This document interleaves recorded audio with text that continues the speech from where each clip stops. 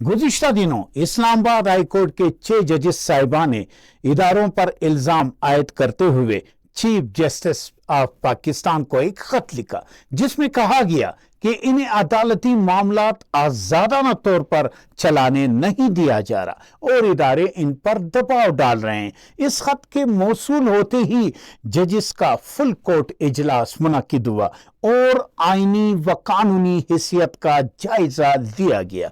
इस सिलसिले में सबसे अहम पहलू जो है वो ये है कि खत के तयशुदा मंसूबा जब मंजर आम पर आया तो चीफ जस्टिस ऑफ पाकिस्तान के खिलाफ पीटीआई सोशल मीडिया टीम ने मुहिम चलाई। दूसरी जानिब साबिक जस्टिस शौकत सदीकी ने मामले पर कहा कि इन 6 जजेस को मेरे साथ भी तो खड़ा होना चाहिए था।